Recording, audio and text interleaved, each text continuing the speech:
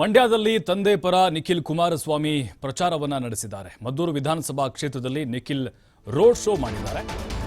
ಕುಮಾರಸ್ವಾಮಿ ಅವರು ಅಭ್ಯರ್ಥಿಯಾಗಿದ್ದಾರೆ. ಈಗ ಅವರ ಪುತ್ರ ನಿಖಿಲ್ ತಂದೆಯ ಗೆಲುವಿಗಾಗಿ ಪಣ ತೊಟ್ಟಿದ್ದಾರೆ. ಮದ್ದೂರು ವಿಧಾನಸಭಾ ಕ್ಷೇತ್ರದಲ್ಲಿ ಭರ್ಜರಿ ರೋಡ್ ಶೋ ಮಾಡಿದ್ದಾರೆ.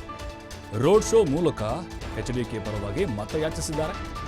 ನಿಖಿಲ್ಗೆ ಮಾಜಿ ಸಚಿವ ಡಿಸಿ ತಮ್ಮಣ್ಣ, ಬಿಜೆಪಿ ಹಾಗೆ ಜೆಡಿಎಸ್ ನಾಯಕರು ಕೂಡ ಈ ಸಂದರ್ಭದಲ್ಲಿ ಸಾಥ್ ಕೊಟ್ಟಿದ್ದಾರೆ. ಕಾರ್ಯಕರ್ತರು ಕೂಡ ಅಲ್ಲಿ ನಿಖಿಲ್ ಅವರನ್ನ ಅದ್ಧೂರಿಯಾಗಿ ಬರಮಾಡಿಕೊಂಡಿದ್ದಾರೆ.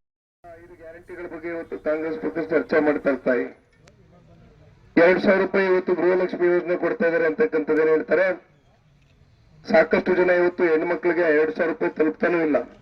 ಆದ್ರೆ ಒಂದು ನಾನು ನೆನೆಸ್ಕೊಳ್ಬೇಕಾಗ್ತದೆ, ಮೊದಲನೇ ಬಾರಿ ತಂದೆಯವರು ಈ ರಾಜ್ಯದ ಮುಖ್ಯಮಂತ್ರಿ ಆದಾಗ ಸಾಕಷ್ಟು ಜನ ಹೆಣ್ಮಕ್ಳು ಅವರ ಬಳಿ ಬಂದು ಅಳಿನ ತೋಡ್ಕೊಂಡ್ರು.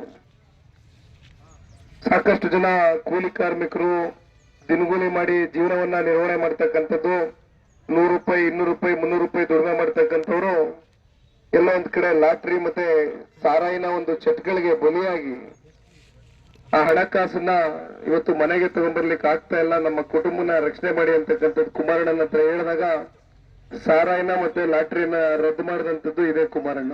ದಯಮಾಡಿ ತಮ್ಮ ಗಮನದಲ್ಲಿರ್ಲಿ.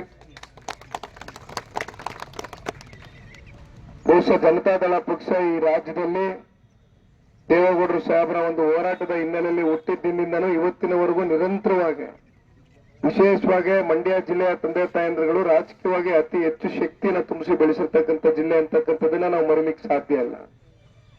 2 ಬಾರಿ ಈ ರಾಜ್ಯದ ಮುಖ್ಯಮಂತ್ರಿಯಾಗಿ ಅತ್ಯಂತ ಜನಪ್ರಿಯವಾದಂತಹ ಕಾರ್ಯಕ್ರಮಗಳನ್ನ ಕೊಟ್ಟು, ಜೊತೆಯಲ್ಲಿ 2ನೇ ಬಾರಿ ಮುಖ್ಯಮಂತ್ರಿ ಆದಂತ ಸಂದರ್ಭದಲ್ಲಿ ರೈತರ ಪರವಾಗಿ ಕೊಟ್ಟಿರ್ತಕ್ಕಂಥ ಮಾತನ್ನ ಉಳಿಸಿಕೊಂಡು 25,000 ಕೋಟಿ ರೈತರ ಸಾಲ ಮನ್ನಾ ಮಾಡಿಕೊಟ್ಟಿರ್ತಕ್ಕಂಥದ್ದು ಇದೇ ಕುಮಾರಣ್ಣವರು. ದಯಮಾಡಿ ತಮ್ಮ ಗಮನದಲ್ಲಿರಲಿ. ಈ ದೇಶದ ಹಾಗೂ ಈ ರಾಷ್ಟ್ರದ ಚುನಾವಣೆಯನ್ನು ನಾವೇನು ಎದುರು ನೋಡ್ತಾ ಇದ್ದೇವೆ.